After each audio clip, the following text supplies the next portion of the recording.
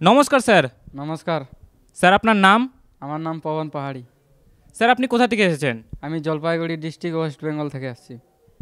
Sir সন্ত রামপালজি মহারাজের কাছ থেকে নাম দীক্ষা আপনি কবে নিয়েছেন? আমি সন্ত রামপালজি মহারাজ কাছে নাম দীক্ষা নিয়েছি 2021-এ। স্যার আপনি এখন কি করেন? আমি এখন পড়াশোনা করি, আমি একজন স্টুডেন্ট, এখন 10 ক্লাসে পড়ি। স্যার এত ছোট বয়স থেকে আপনি ভক্তি মার্গের সাথে যুক্ত হলেন, এর কারণ কি? এর কারণ হলো আমি যখন নাম দীক্ষা নিইনি ফার্স্ট টাইম, আমার পিসিমা নাম দীক্ষা নিয়েছিল যখন, তো আমি পিসিমাদের বাড়িতে যাইতাম, তখন জ্ঞান শুনতাম কি আমার পিসিমা বলতো যে তুইও নাম দীক্ষা নিয়ে নে, যে তোর সব কিছু ঠিক হয়ে যাবে, কি তুই নেশা পানি করিস তো এইসব তোর ঠিক হয়ে যাবে, নেশা আর করার ইচ্ছে হবে না। তো আমি বলতেছি আমি এত ছোটো কি এখন আমি নাম দীক্ষা নিব না, আবার জ্ঞান শোনায় তো। তো আমি বলতাম এগুলো আমাকে লাগবে না, আমি এখন ছোট আছি, যখন বড় হব তখন আমি এগুলা জ্ঞান শুনবো। আর আমার পিসিমা বলতো বুঝাইতো, তো আমি এসব করতাম না, নেশা করতাম অনেক। আমি ফালতু মানে কি নেশা করার এত নেশা হয়ে গেছিলো যে আমি একদিন নেশা না করলে থাকতে পারতাম না, তো পুরা নেশা করতাম। এবং নেশা দারু বিড়ি এসব সব খেতাম, আবার পয়সা না থাকলে বাবার কাছ থেকে চাইলে তো দিবে না বাবা, তো আমি পকেট থেকে পয়সা চুরি করে নিয়ে খাইতাম। তারপরে আমি আমার পিসিমার কাছ থেকে জ্ঞান শুনে নাম দীক্ষা নিলাম চন্দ্র রামপালজি মহারাজ কাছে। স্যার আপনি বললেন আপনি অনেক ছোট বয়স থেকে নেশা করতেন, তাহলে আপনার নেশা সমাপ্ত কীভাবে হলো? আমার নেশা সমাপ্ত হলো এইভাবে যে আমার পিসিমা ওরা চন্দ্রামপালজি মহারাজ কাছে নাম দীক্ষা নিয়েছিল, তো পিসিমা আমাকে বুঝাইতো জ্ঞান, চন্দ্রামপালজি মহারাজের জ্ঞান বুঝাইতো, তো আমি শুনতাম, মানে আমাকে ইন্টারেস্ট লাগতো না চন্দ্রামপালজি মহারাজের জ্ঞান শুনে। এরকম বলতো, একদিনকে আমাকে আমার পিসিমা এভাবে বললো যে মাদরা পিবে কাড়ুয়া পানি 70 জনম কুত্তে কি জনি, এভাবে বললো, তো আমাকে অন্যরকম লাগলো, মানে আমাকে রাগ রাগ লাগলো যে এভাবে আবার আমাকে কেন বলছে।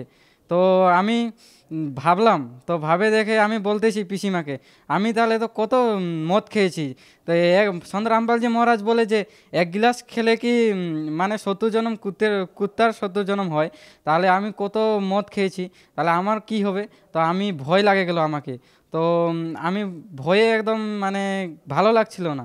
তো সন্ত রামপালজি মহারাজ কাছে আমার পিসিমার কাছ থেকে জ্ঞান শুনে সন্ত রামপালজি মহারাজ কাছে নাম দীক্ষা নিল, তারপর আমার নেশা সমাপ্ত হলো। স্যার আপনি বললেন সন্ত রামপালজি মহারাজের স্মরণে এসে আপনার নেশা সমাপ্ত হয়ে গেছে।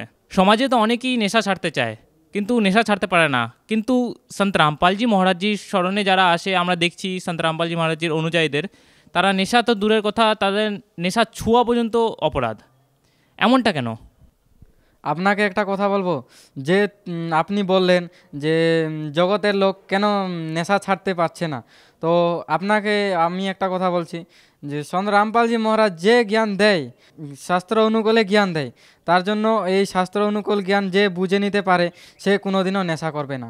এই পৃথিবীতে যে জগতের লোক বলে যে নেশা আমি ছাড়ে দেব, ও কোনোদিনও নেশা ছাড়তে পারবে না।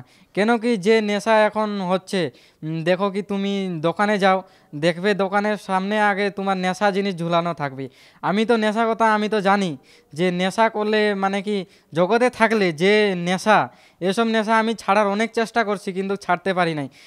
নেশা ছাড়তে আমি ভাবছি কি দিনে একবার খাবো আর খাবো না, তো আস্তে আস্তে কমাই দেবো, এভাবে আমি বলছিলাম আমি নেশা ছাড়ে দেবো।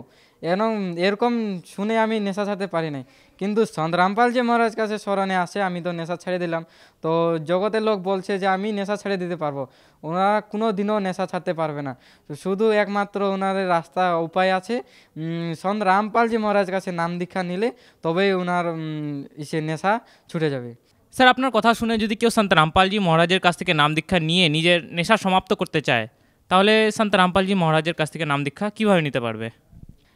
এখন তো ঘরে ঘরে সবার মোবাইল আছে, অনেকজনের মোবাইল আছে, তো সন্ত রামপালজি মহারাজের ইউটিউব চ্যানেলের নাম হলো সন্ত রামপালজি মহারাজ বাংলা সৎসঙ্গ, আমাদের ওয়েস্ট বেঙ্গলের বাংলা চ্যানেল। তো সন্ত রামপালজি মহারাজের কাছে নাম দীক্ষা নেওয়া একদম ইজি আছে। তো সন্ত রামপালজি মহারাজের কাছে নাম দীক্ষা নিতে গেলে সন্ত রামপালজি মহারাজের কাছে সন্ত রামপালজি মহারাজের সৎসঙ্গে, ওই সৎসঙ্গে দেখবে নিচে নাম্বার দেওয়া থাকে হলুদ কালারে, তো ওই নাম্বারে আপনি যোগাযোগ করে নাম দীক্ষা নিতে পারেন। এবং আপনাকে আমাকে যারা যারা দেখছো, তো আমার স্ক্রিনের নিচে নাম্বার দেওয়া আছে, এই নাম্বারে যোগাযোগ করে আপনারা নাম দীক্ষা নিতে পারেন।